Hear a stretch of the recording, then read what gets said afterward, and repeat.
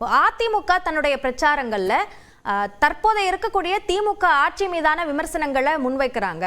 அப்படி அந்த anti incumbency அப்படின்றது தான் அதிமுகவோட வியூகமா இருக்கும்போது அதை பிரிக்கிறதுக்கு விஜய் வர்றாரே அப்படின்ற ஒரு கருத்து சொல்லப்படுது. உங்களுடைய பார்வை என்ன? அதாவது பிரச்சாரத்தை ஏற்கனவே அவர் துவங்கி 194 இடங்கள்ல முடிச்சிட்டாரு.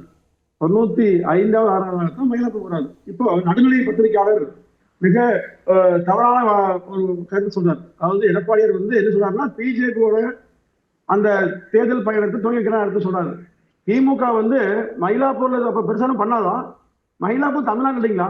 இதெல்லாம் அதிமுக மீது சொல்லக்கூடிய அபத்தமான வாதம்.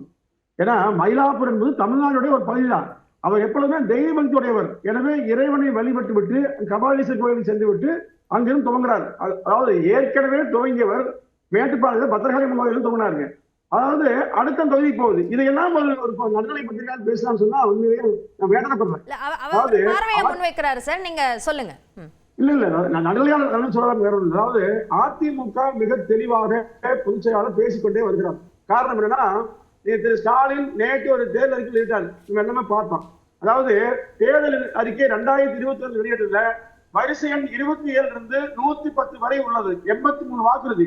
அந்த வாக்குறுதி எடுத்து சுகாதார போய் படிச்சு பாருங்க. ஒரு வாக்குறுதி கூட நிறைவேற்றவே இல்லை.